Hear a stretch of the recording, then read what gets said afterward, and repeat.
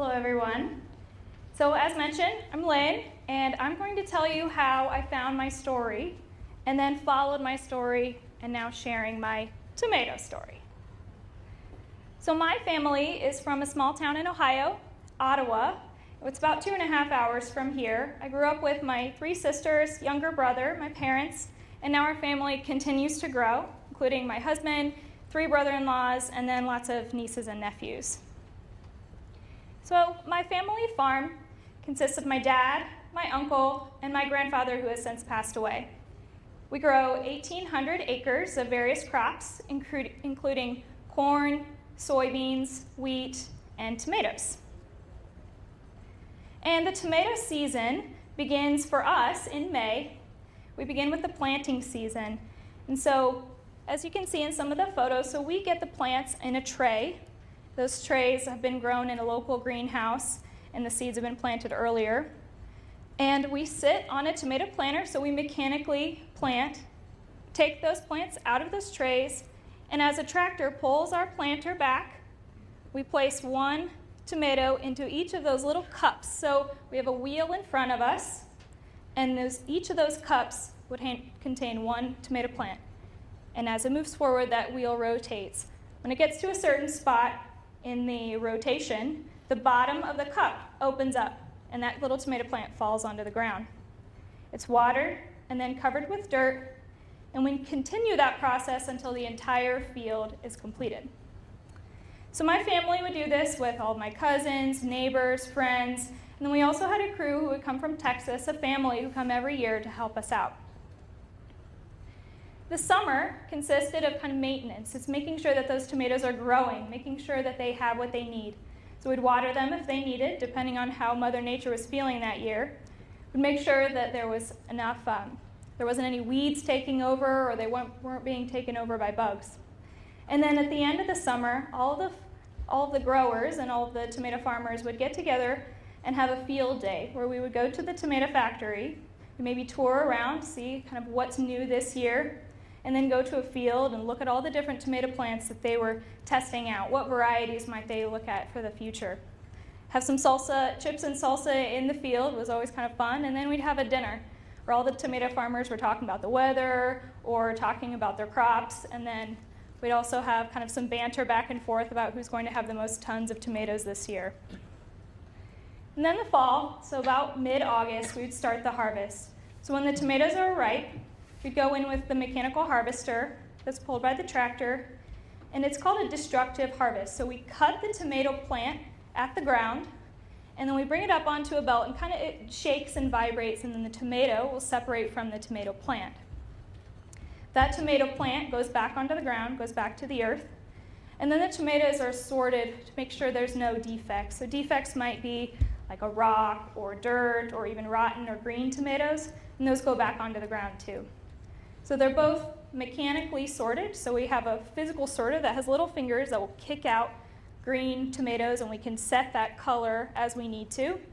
And then there's also a crew also on the tomato harvester who are pulling those tomatoes off. All the tomatoes that make it through the process are then put on top of a belt, and then that goes into a trailer. So that trailer is getting ready to go to the tomato factory. My family grows for 2 different companies, Red Gold in Indiana, and then Herzl Canning, a local cannery in Northwest Ohio. So the trailers, the larger semis, those would be the ones going to Indiana, and then those smaller wagons, because it's close and local, maybe about 10 minutes from my parents' house, or where we're taking the tomatoes to Herzl Canning. So all of this passion and all of these inspiration of the food industry is really what inspired me to want to continue my passion with food. So in high school, I got a job at the local tomato factory, Herzl Canning. They grow tomatoes and then produce them for their label, Dave Fratelli. And I was a quality lab technician, so I did that for 3 years. And I was testing products hourly. I was looking to make sure that the quality was perfect, making sure that the pH, the acidity, solids, all these different metrics that we were measuring were consistent hour through hour. And then we'd also do some taste testing to make sure that the products that we were making were also consistent. So that way, when you're buying them in the stores, it's the same thing every time you buy. So if you buy pizza sauce, it tastes the same every time. So all this food inspiration really led me to keep following this passion. And so I decided that I would pursue a career in food science.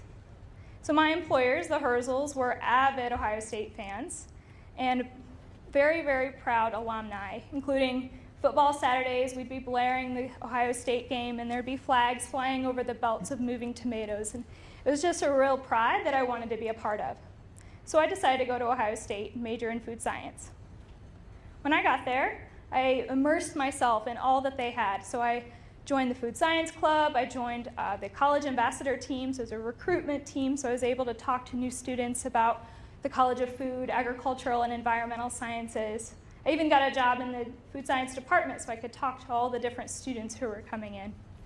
And this really just gave me a sense of inspiration. This is what I wanted to do. This is what I know I want to do. So my junior year of college, I got an internship at Nestle here in Solon. That internship then turned into a full-time offer with Nestle here in Solon. So I started after graduation. I became a product developer on the Lean Cuisine brand. So I learned how to develop lean cuisines. And it was a really interesting process because I learned how to formulate a sauce, learned how to build a recipe, and then I learned how to create or make fresh pasta that then we put into those meals. And I would assemble various vegetables and then maybe chicken or meat, and I put all that together into a meal. And it's actually very similar to what you would do at home. If you were to make a meal and maybe have leftovers and you freeze them, it's very similar to what we were doing. And in this case, my job was to understand flavors and recipes for lean cuisine and that lean cuisine consumer. And then as I would continue, after I made that perfect recipe in our test kitchen, I would move on to our pilot plant, make it a little bigger, make it in a bigger batch, and make sure it still tasted exactly like I wanted it to. And then we'd make it into a bigger batch, and we'd go into our factories, or our big kitchens, as we call them. And I'd make that into a big batch, into what you would actually buy into the store. And that was a process, and I did that several times with several different projects, making different meals or making different dishes. And then after about 3 years, I had the opportunity with Nestle to move to Germany. So Nestle has a location, a research location in southern Germany. And I moved to basically train for an opportunity that I could then bring back to the US. Train and learn how do the Nestle folks in Europe work, and then how can I bring that back to the US. But I was also able to explore quite a bit. My husband and I went to Oktoberfest, and then we also, my sisters came over and went to Rome and Paris and all places across Europe. And it was something that, it was an experience I really can't express how much gratitude I have to be able to experience that.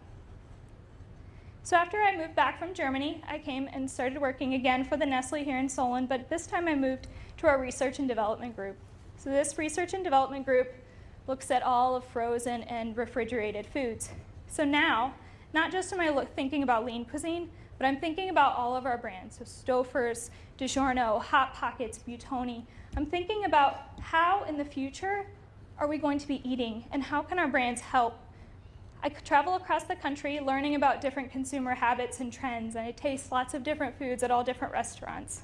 And it's an experience that I can then think about, what do we want to make in the next 10 years, and help our product developers develop those products and then bring them to the stores. And I told you in the beginning that I was telling you a tomato story. And so when I started with Nestle, I started making tomato sauces. And to make sauces and then make them into a Stouffer's lasagna. That Stouffer's lasagna includes fresh noodles and then freshly grated cheese. But when it all came home for me, when I learned at first that at Nestle, we buy tomatoes from Dave Fratelli or the Herzl Canning Company. Herzl Canning Company buys my parents' tomatoes. So I became this story of living this farm-to-table moment. And it's really something that motivates me. It's something that I really draw so much passion every day, and I want to share, and share that you can create your own story. So in conclusion, I want you to think about this story. Think about your story. How can you find it? How can I try different things and find the passion that I really, really can run with? And then once you find that passion, follow it. create that story, and then in the end, share that story, because we can all gather inspiration from each other's stories. Thank you.